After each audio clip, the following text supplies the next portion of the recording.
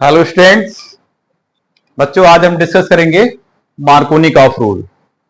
Markovnikov rule क्या होता है? देखिए, ये रशियन केमिस्ट थे। इन्होंने बताया कि जो अनसेचुरेटेड एल्कीन होती है, मतलब अनसेचुरेटेड कार्बन, कार्बन कार्बन के बीच डबल बॉन्ड हो या ट्रिपल बॉन्ड हो, तो जब एल्कीन की रिएक्शन हम किसी भी रिएजेंट से कराते हैं, रिएजेंट जैसे HX है, ठीक है, HOH है, HOX है, जो नेगेटिव और पॉजिटिव पार्ट में डिसोसिएट हो जाता है। जब एल्कीन ऐसे रिएजेंट से रिएक्ट करता है, तब वो रिएजेंट का जो नेगेटिव पार्ट होता है वो अनसेचुरेटेड उस कार्बन से अटैच होता है जिस पर हाइड्रोजन की संख्या कम होती है। क्लियर? तो ये बताया था रशियन केमिस्ट ने, और ये रूल जो है एडिशन रिएक्शन पर अप्लाई होता है। ओके, तो डेफिनेशन क्या हो जाएगी बच्चों? Markovnikov, a Russian chemist, according to this rule the addition of reagent such as HX, HOX, HOH, etc to unsymmetrical alkene occurs in such a way that the negative part of reagent goes to that carbon atom of the double bond which carries lesser number of hydrogen atom. For example, ये हमने बच्चों alkene ले लिया, that is all propane, normal propane, और यहां हम react करा रहे हैं HCl, that is called reagent. Product हमको मिलेगा CH3CH2। अब देखिए यहां पर क्या है, ये पॉजिटिव पार्ट है, ये नेगेटिव पार्ट है। तो according to definition negative part किस कार्बन पर जाएगा? उस कार्बन पर जाएगा जिस पर हाइड्रोजन की संख्या कम होगी। क्लियर? तो यहां पर आपका लग गया Cl और ये हो गया आपका CH3, that is two chloropropane. Two chloropropane. Similarly हम अदर एल्कीन ले सकते हैं, यहां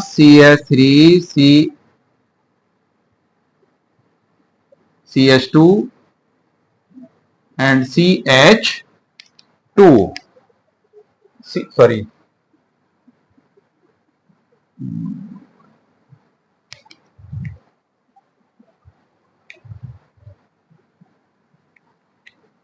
CH3 double bond CH2। Clear? Two methyl propane. यहां हम रिएजेंट से रिएक्शन कराते हैं इसकी HCl से, क्या प्रोडक्ट मिलेगा बच्चों? अब देखिए यहां पर अनसेचुरेटेड ये कार्बन है, अब इस पर कोई भी हाइड्रोजन नहीं है, यहां पर 2 हाइड्रोजन है, तो नेगेटिव पार्ट इस कार्बन पर जाएगा, तो प्रोडक्ट हमें मिल जाएगा CH3Cl CH3 ये प्रोडक्ट मिल जाएगा। क्लियर? तो इस तरीके से ये एक तरीके से एडिशन हो रहा है यहां पर। अब एडिशन में ये बताया गया मार्कोनिकॉफ ने कि रिएजेंट का नेगेटिव पार्ट किस कार्बन पर जाएगा, वो अपनी डेफिनेशन में इन्होंने क्लियर कर दिया है। क्लियर? अब इसकी देखिए मैकेनिज्म देख लीजिए। क्या देखेंगे बच्चों? मैकेनिज्म। मैकेनिज्म में 3 स्टेप्स होते हैं। कितने स्टेप्स होते हैं? 3 steps.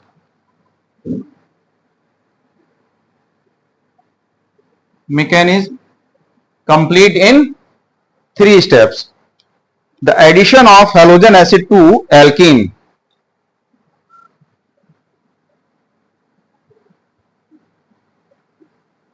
the addition of HX to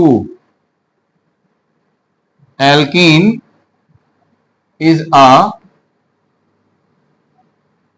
electrophilic addition reaction। किस टाइप का रिएक्शन है बच्चों? Electrophilic addition reaction. अब इलेक्ट्रोफिलिक एडिशन रिएक्शन है तो यहां पर सबसे पहले इलेक्ट्रोफाइल ऐड होगा। कौन ऐड होगा? इलेक्ट्रोफाइल। तो first of all first step देखिए बच्चों, हमने क्या लिया? HCl ले लेगा हम, HCl dissociate in H positive plus Cl negative, that is heterolytic fission. Heterolytic fission. अब इलेक्ट्रोफिलिक नेचर है बच्चों, तो ये यहां से कोई एल्कीन हमने ले लिया ऊपर, जैसे CH3 CH double bond CH2 plus electrophile हमने क्या ले लिया? H positive. H पॉजिटिव अब इस दो तरीके से रिएक्ट करेगा। देखिए, वन टाइम तो H पॉजिटिव इस कार्बन पे भी जा सकता है एंड इस कार्बन पे भी जा सकता है, तो दोनों कार्बन से अटैच हो सकता है। तो यहां पर देखिए दोनों कार्बन से अटैच होकर किस तरीके से इलेक्ट्रोफाइल बनाता है। सपोज दैट अगर ये पाई बॉन्ड इधर डिलोकेलाइज हो जाता है तो यहां नेगेटिव और यहां पॉजिटिव, तो हमें क्या मिलेगा? CH3 CH2 CH2 पॉजिटिव, ये भी इलेक्ट्रोफाइल है। क्लियर? दूसरे वे में अगर ये पाई बॉन्ड इधर डिलोकेलाइज हो जाता है तो बच्चों यहां नेगेटिव होगा, तो यहां पॉजिटिव हो जाएगा। क्लियर? तो हमको मिल जाएगा CH3 CH3, ये पॉजिटिव। अब यहां पर ये जो पहला हमें प्रोडक्ट मिला है that is primary carbonium ion, primary, और ये कौन सा बच्चों?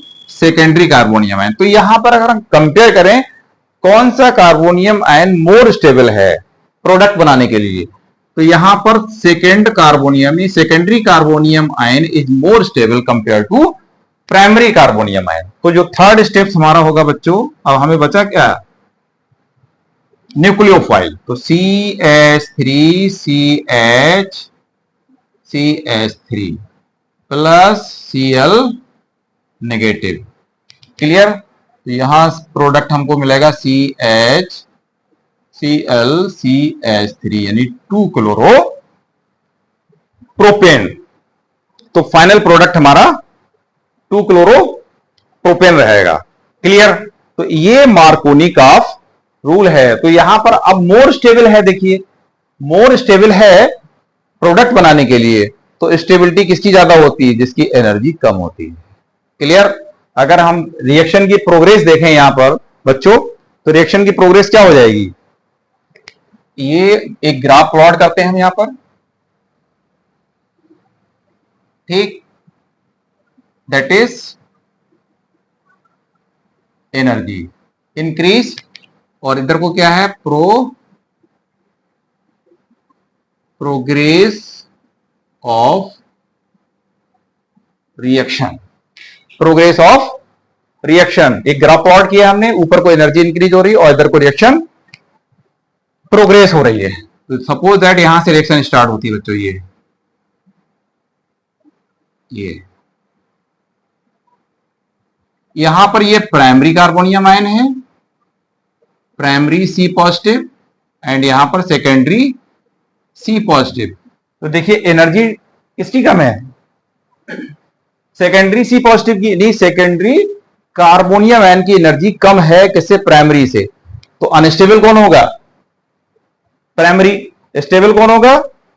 सेकेंडरी। तो यहां पर सेकेंडरी कार्बोनियम आयन पहले प्रोडक्ट बनाता है, उसके बाद कुछ अमाउंट में आपका प्राइमरी भी बनता है। अब यहां पर रिएक्टिविटी ऑर्डर क्या हो जाएगा बच्चों? रिएक्टिविटी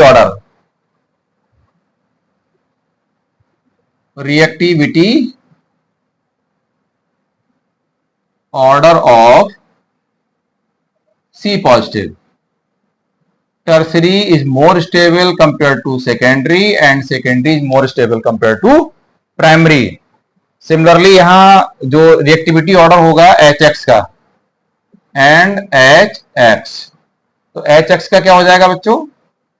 यहां पर सबसे ज्यादा जो रिएक्टिव होगा वो कौन होगा? HI, फिर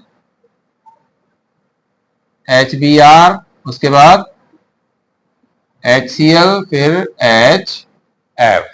ये रिएक्टिविटी ऑर्डर हो जाएगा HX का। क्लियर?